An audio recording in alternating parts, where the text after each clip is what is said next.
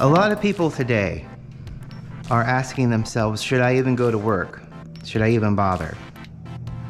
The answer to that is yes, you should. And I'll tell you why. Don't give the prick the satisfaction. Now I realize who Clint Eastwood probably voted for, but that line rings true regardless. I had an entire thing I was going to say. I thought about it all night. I didn't get much sleep, neither did Matt, where I was going to thank fair weather Democrats, but I'm not going to. I'm not going to go into the long tirade because... Don't give the prick the satisfaction. And that's reality right now. That is reality right now. One day at a time, we will see what happens. We may never be able to vote again. That is an incredibly huge possibility. I don't know where we'll be next year now. But the best thing we can do right now is make sure our friends and neighbors that we love and who we know love us are okay. And then we go to work. That's all we can do. We can sit and we can fret and we can think, we can overthink, we can chew on our nails, we can curl up in a bed, and none of those things are bad. If that's what you're doing right now, that's fine. Everybody does this in their own way. But we have to keep going forward. We are going to go backward. We are. Now. But we just have to commit and make sure that our friends and our family that we love and our neighbors are okay, and keep going forward. I don't know what's going to happen. I don't. But we have to move forward. And yes, you should go to work today. Yes, you should continue doing business as usual, because you still have to take care of yourself. Don't let them stop you taking care of yourself. And in taking care of yourself, you'll take care of others. That's just what we do. That's what compassionate people, that's what empathic people do. When we take care of ourselves, we take care of others. And vice versa. When we take care of others, we take care of ourselves. So we just have to keep going. We have to move forward as a human being, as a person, and make sure everyone in our life that we care about is okay.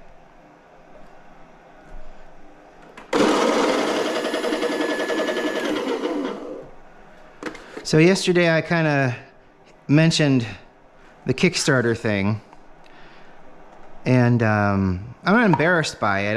It's just a learning experience. There was this group on there called MoCaf. They were developing a new grinder. They said that could do lots of things, and because ground floor is ground floor, getting in on it early is actually a thing on Kickstarter that will actually save you money, a decent chunk. In the end, it was $169. That's with shipping and everything, which was probably too good to be true for what they were promising. And then I thought that would be awesome, and I was optimistic. And this was back in January of this year. And then I started seeing people comment on some of the things that they said in their little description. One of them was that, we were a part of CES. One of them was we were a part of the CES this year. And a lot of people started commenting, your people weren't on the list for CES. I didn't see a booth listed, because all of that stuff is public. You can go in and you can see who was at CES and where they were located. Consumer Electronics something. Yeah, or the expo. It's an expo, CES. And that the expo, the Consumer Electronics one, I think it's in Vegas or something like that. So that should have been a red flag. And it was a red flag for some people because they started pulling out. They're like, yeah, you're lying about that. What else are you lying about? So people started pulling out. They did manage to raise, I think, 88K or something like that, which is horrifying to think about because they took that money and ran. They gave 4 updates. The updates stopped maybe around June. And then people started copying and pasting that whole thing that doesn't matter because Kickstarter is for profit and they don't watchdog that stuff at all. So, and like I said, I'd actually backed 3 things on Kickstarter. Of course, Rift Tracks and then the McFarlane Spawn, 2 very successful things. And then the 3rd successful thing, which was a video game where it was kind of like Stardew Valley, except not pixelated, more Sims-like, I guess, but not like primitive, like pixelated. And primitive is a relative term. I don't mean that in a derogatory way because that kind of generated stuff has always been fun.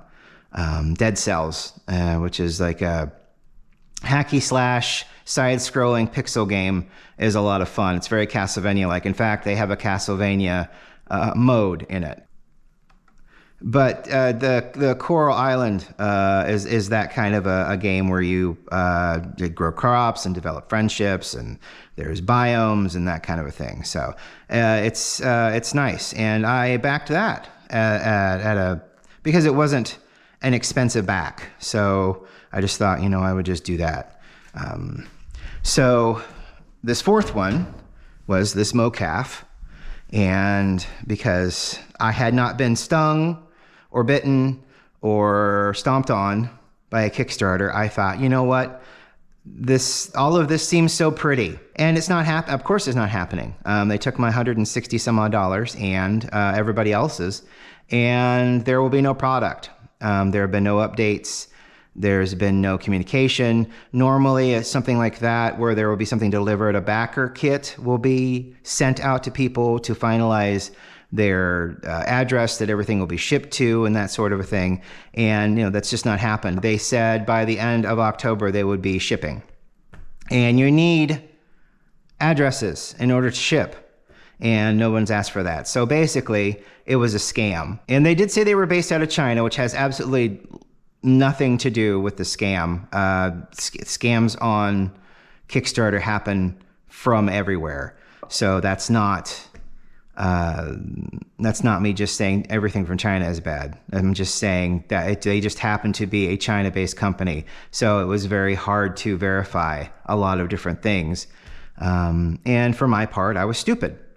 So I didn't follow my instincts when I started seeing people say, hey, you said you were at the Consumer Electronics Expo. You weren't there. There's nothing here that says that you were there. So, and there was back and forth for like the first 3 months where, it's like that, what is that, pig slaughtering thing where you'll get a text message and it's from some random number you don't know, and you politely say the wrong number, and then they basically start a conversation with you.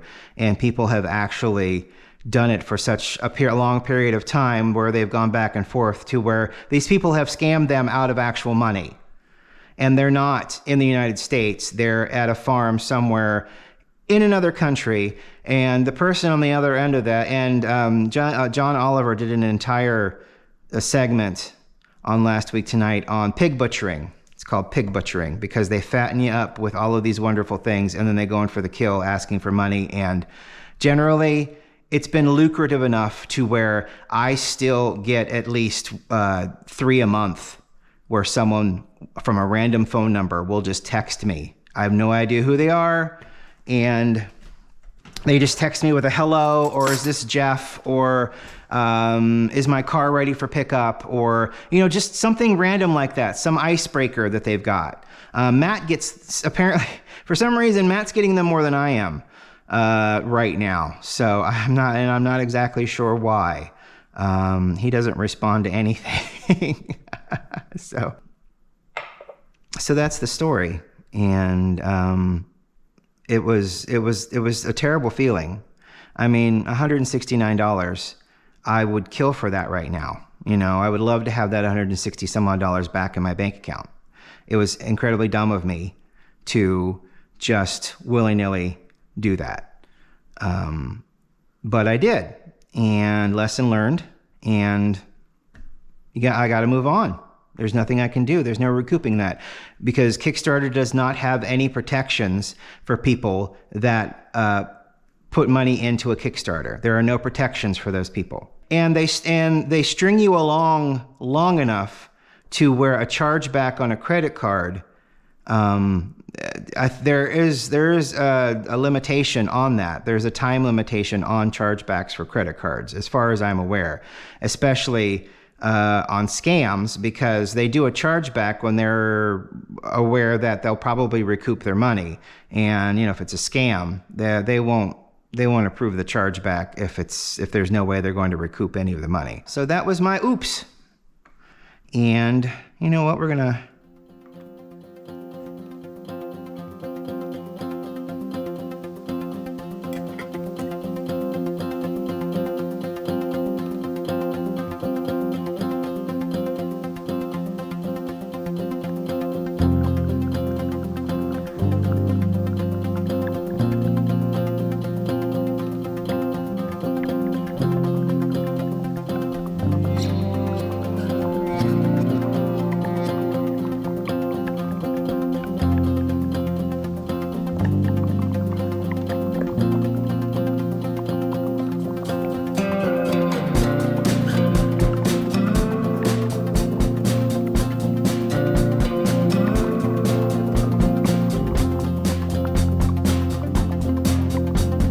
That's always nice.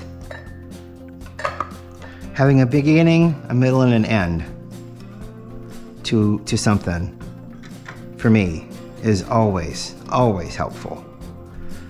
To be able to finish something.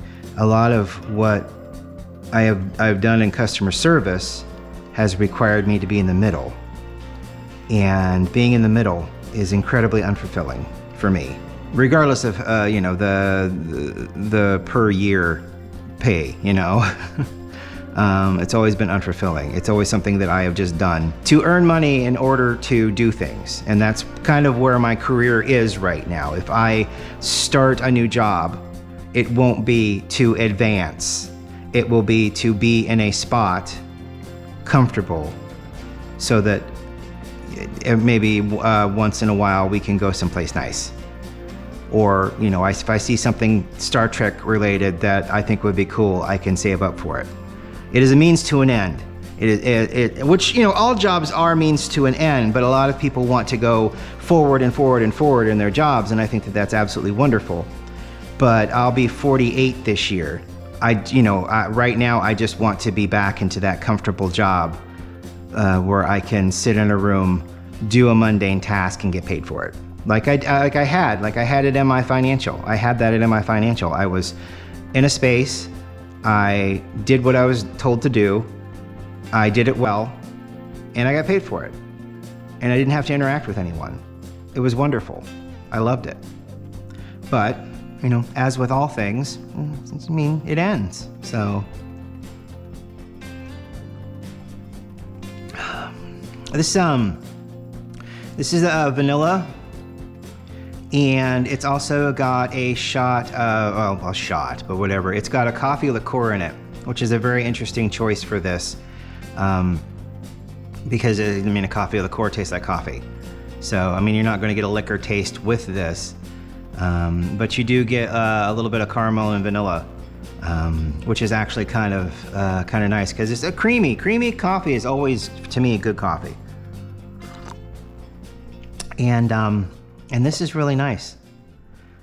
So, just try to remember what I said. I know it'll be difficult. It'll be difficult for the next couple of days, weeks, for people. But go to work. You want to stick it to them. Get business as usual.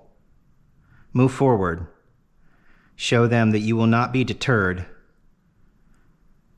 And sometimes that's enough to make people fold, you know? We will see what the future holds.